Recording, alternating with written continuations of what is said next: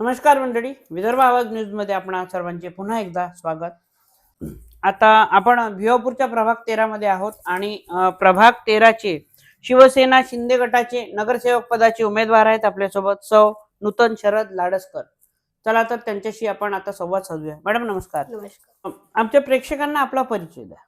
नमस्कार, मी नूतन शरद लाडसकर, प्रभाग क्रमांक 13 चे शिवसेने शिंदे गटाची उमेदवार आहे.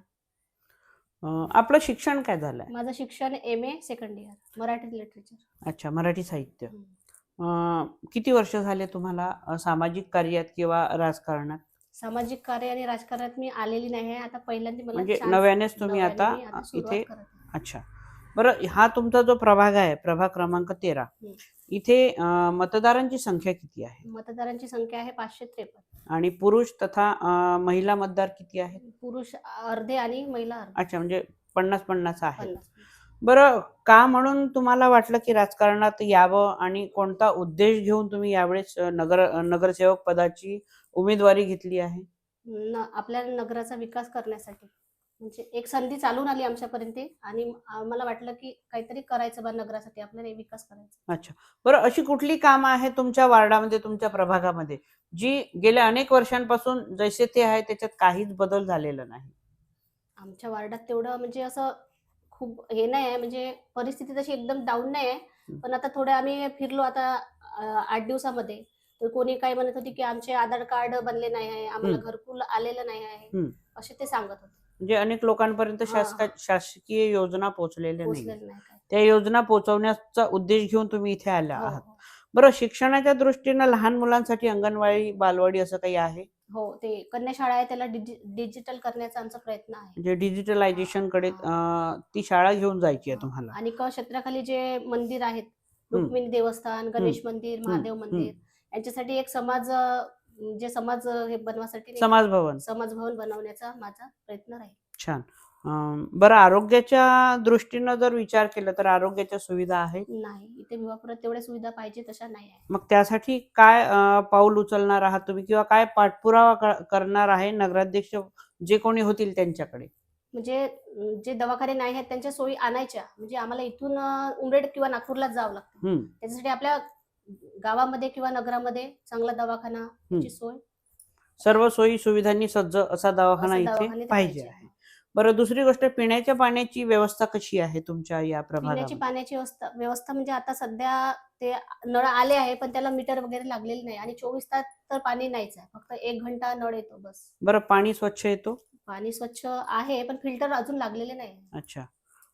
दुसरी गोष्ट, पुन्हा छोट्या मुलींसाठी लेक लाडकी यासारख्या ज्या योजना आहेत त्या सर्वसामान्यांपर्यंत पोहोचल्या आहेत का? हो, म्हणजे आता ती जी लाडली बहीणची योजना आहे ना, ती पोहोचली आहे सगळ्यापर्यंत. जसं श्रावणबाळ योजना आहे, निराधार वगैरे जी आहे, त्या सगळ्या पोहोचल्या. तुमचा काय उद्देश आहे? तुम्हाला इतरांपेक्षा काय वेगळं करायचं आहे? नगराचा विकास, म्हणजे जे आपल्या इथे उपलब्ध नाही आहे ते करण्याची तयारी. तुमच्या वार्डातल्या जनतेसाठी गार्डन मुलांसाठी आणि कन्या शाळा आहेत त्यांच्यात डिजिटल थोडंसं काही फरक करायचं. वाचनालय उभारण्याची तुमची या ठिकाणी तुम्ही मत व्यक्त करत आहात. अतिशय चांगला तुमचा विचार, म्हणजे तुमचा जो विजन आहे तो खूप छान आहे. पुन्हा काय सांगाल? पुन्हा म्हणजे आता जे काही आपल्या नगरात शिंदे गटाचे उपमुख्यमंत्री साहेब एकनाथजी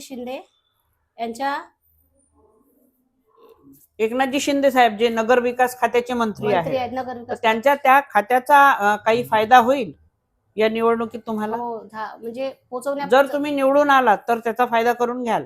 कशा प्रकारे? हे आपलं पाठपुरावा कराल, ज्या कुठल्या समस्या आहे त्या गोष्टींचा, आणि त्यांच्या मार्फत तुम्ही निधी खेचून आणाल शहराच्या विकासासाठी आणि प्रभागाच्या विकासासाठी. आणि मुलांसाठी जास्तीत जास्त खेळणे पाडणे वगैरे आणण्याचा प्रयत्न करून गार्डन वगैरे भिवापूरमध्ये आता आहेच नाही. महिला सक्षमीकरणासाठी काय पाऊल उचलणार आहात? महिला सक्षमीकरणासाठी इथे म्हणजे पाहिजे तसं महिलांसाठी काहीच नाही, मिरची कटाईशिवाय दुसरं काही पर्याय नाही. तर त्याच्यासाठी एक उद्योग महिलांसाठी हा आम्ही करण्याचा प्रयत्न करू आणि ते निधी आपल्या एकनाथजी शिंदे गटाकडून निधी आणण्याचा प्रयत्न करू, कारण महिलांसाठी इथे काही पाहिजे तेवढं आहे नाही. पुन्हा काय वाटतं तुम्हाला, कुठल्या गोष्टीची कमतरता वाटते या तुमच्या प्रभागामध्ये? या प्रभागात कमतरता बाकी सगळ्या सोयी सुविधा आहे सगळ्या? बरं, परवा नगरपंचायतीची निवडणूक आहे 2 डिसेंबरला, तर त्या अनुषंगाने तुम्ही नागरिकांना काही संदेश देऊ इच्छिता?